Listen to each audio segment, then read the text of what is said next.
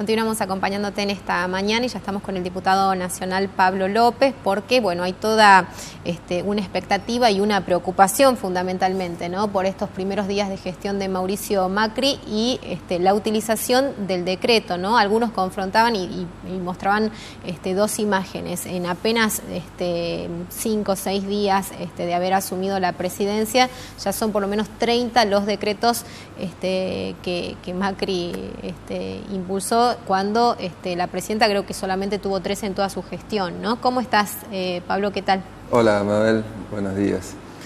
Bueno, sí, es claro que ya lo habíamos anticipado nosotros de que existía esta posibilidad. No les asombra en lo absoluto, digamos. No, Macri lo hizo en sus primeros días de gobierno en la ciudad de Buenos Aires. Y frente a un Congreso que no le es, digamos, no tiene una mayoría, un quórum propio, veíamos que uno de los escenarios podía ser un gobierno por decreto. Bueno, de hecho empezó así.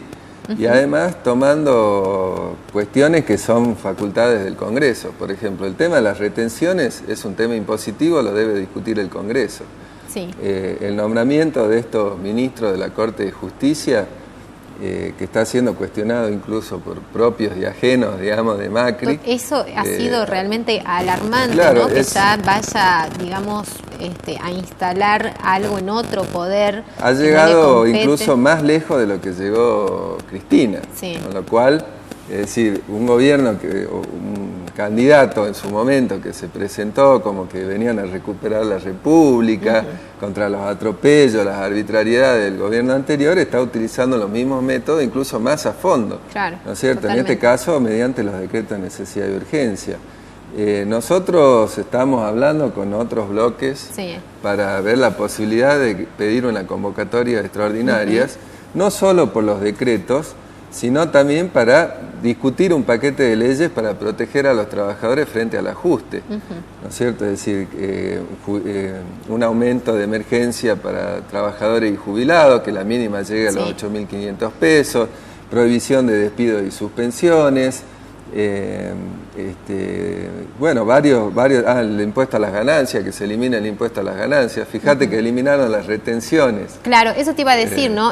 Hay que ver también con qué sectores se le está negociando. Por un lado salió a anunciar ya que se terminan los subsidios, excepto que sea una situación donde esté absolutamente justificado, que hay que ver cuáles son los parámetros de justificación para el macrismo, ¿no?, en relación a eso. Por otro lado, el tema de acordar con industriales y manifestar que en los próximos días se va a levantar el cepo, el tema de las retenciones con el campo, digamos, hay un cierto acuerdo con los sectores que lo han impulsado, que lo han llevado hasta el poder, que se empiezan a manifestar en estos primeros días de gestión, ¿no? Bueno, fíjate que todo ha sido reuniones con grupos empresariales muy grandes que han tenido ganancias extraordinarias en los últimos años y todos beneficios, digamos, que lo va a pagar la población, con mayor precio de los productos alimenticios, que ya de hecho subieron muchísimo, incluso antes de que asuma Macri, frente a la promesa de devaluación. Porque, por ejemplo, los grupos de portadores del campo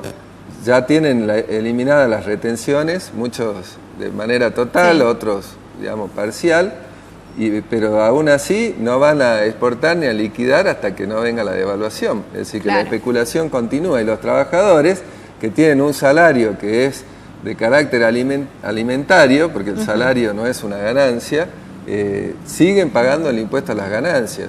Y han retrocedido el poder adquisitivo en estos días, digamos, por el aumento de los precios, hay que recuperarlo. Eso es lo que debería discutir el Congreso en unas sesiones extraordinarias, no solamente los decretos de necesidad de urgencia, que por supuesto también, ¿no es cierto? Pero, bueno, creemos que esto debe pasar por el Congreso y que se discutan estos temas, proteger a los trabajadores, al conjunto del pueblo frente a los tarifazos, frente a los aumentos que van a venir, porque esta quita de subsidio que vos mencionabas, ya la hemos vivido en su momento. Tanto en la provincia, bueno, acá Urtubey creo que va a ser muy impactante, más allá de que, bueno, se habla de que ahora se va a pagar mes a mes, ¿no? Pero de todas maneras hay que ver cómo impacta cómo influye acá, en todo este el gas, contexto. Pagamos siempre mes a mes, el agua y la luz pagamos mes a mes. Urtubey ya hizo la punta. Acá aumentó el agua, ahora a fin de año aumenta la luz, se aumentó el transporte colectivo. Acá ya hubo un tarifazo del gas. Sí, bueno, con el gas ha sido muy impactante, muy ¿no? fuerte, hasta 2.000 pesos le está llegando la factura a mucha gente. Es decir, nosotros lo explicamos durante todo el desarrollo del balotaje, ¿no es cierto? Acá hay dos candidatos que quieren rescatar los negocios de estos grupos económicos sobre el bolsillo de los trabajadores, confiscando el bolsillo de los trabajadores. Y Urtubey lo hizo primero, por eso también ahora no es llamativo, digamos, que se haya colocado en el lado de Macri. Es decir, quien fue vocero de Scioli durante el balotaje, hoy ha llamado a apoyar al gobierno de Macri, ¿no es cierto?, a defenderlo, se ha reunido también con él. Bueno, creemos que estamos en una etapa donde los trabajadores deben prepararse para enfrentar el ajuste. Nosotros tenemos este paquete de leyes para colaborar, digamos, en la protección de los trabajadores, de los jubilados, del pueblo en general, y vamos a ir a una lucha para que sesione el Congreso y además, si es posible, que en esas sesiones extraordinarias una serie de cuestiones que quedaron pendientes de la última sesión de diputados, de leyes, digamos, favorables a los trabajadores, que se le dé la sanción definitiva en el Senado, porque si no van a estar allí hasta no sabemos cuándo, y son cuestiones muy importantes, ¿no? Vos decís que esto también de salir, como lo hizo en la ciudad de Buenos Aires, a gobernar a través del decreto, tiene que ver con no mostrarse vencido en una primera instancia a través de los proyectos que podría enviar y abordar a través del Congreso Nacional. No, tiene que ver, digamos, con imponer el ajuste y todas las medidas sin que haya ningún debate. Es decir, él además que se plantó diciendo que iba a ser el gobierno del diálogo, que se acaban las arbitrariedades, etcétera, bueno, va a meter todo por decreto. Pero además lo está haciendo con la complicidad de una parte de la oposición. Porque él está negociando con Massa y con el Frente para la Victoria armar las comisiones bicamerales para que esas comisiones discutan los decretos, le den el aval y no pasen por sesiones extraordinarias. Ahora, pareciera que la única oposición real que queda son ustedes, porque en realidad hoy leíamos algunas declaraciones de Margarita Stolbizer que también son absolutamente llamativas, ¿no? Que no tienen que ver con la impronta de lo que uno por lo menos esperaba de ella, aunque siempre estuvo esta cercanía, digamos. Sí, incluso fue en listas comunes en muchos lugares con Macri. Y después, bueno, se ve, digamos, también el masismo probablemente lo acompaña. Massa ya lo dijo, que él iba a colaborar incluso en los primeros tiempos donde ya todo hacía... Mira, cuando fue el discurso ante la Asamblea Legislativa, que nosotros estuvimos presentes allí con Néstor Pitrola y Soledad Sosa, estábamos escuchando atentamente y cuando estaba terminando, me acuerdo incluso Soledad no dijo nada del Congreso, ¿no?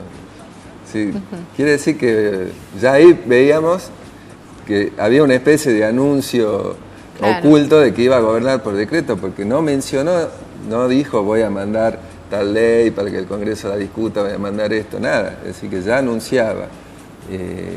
Y bueno, ahora si cuenta con la complicidad de los otros bloques que le den el aval a través de estas comisiones, donde la mayor parte de la oposición va a quedar afuera, ¿no es cierto?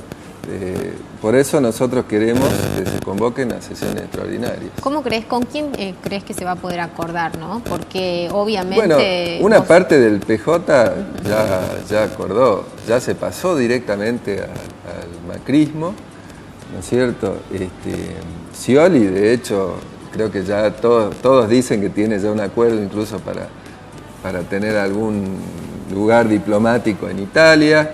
También se comprometió a colaborar, es decir que básicamente todos los bloques políticos que nosotros denunciamos en su momento, como dijimos, los tres jinetes del ajuste, Scioli, Massa y Macri, es decir, ellos en función, ¿no es cierto?, de salir de la crisis económica, la bancarrota que dejó el kirchnerismo, se van a unir para que esa crisis la paguen los trabajadores. Pero es otro contexto, ¿no? De todas maneras, creo que no es la misma situación que se vivía en el 2001. Digamos, Macri tiene como un aire más para sostener, soportar y generar otro tipo de medidas que no sean estas. Venimos, por ejemplo, de varios años donde grupos empresarios tuvieron ganancias fabulosas, extraordinarias, como no la habían tenido antes, los mismos grupos de la soja, sectores industriales, los bancos. Por ejemplo, ¿cómo salir de la quiebra del Banco Central? Con un impuesto extraordinario a la banca, que se ha enriquecido no solamente, digamos, con los negocios normales, digamos, que hacen los bancos, sino con la deuda pública de la Argentina. En todas las renegociaciones, ida y vuelta, la banca ha ganado muchísimo dinero. Bueno, hay que colocarle un impuesto extraordinario a ellos para poder sacar, digamos, de la bancarrota al Banco Central. Y no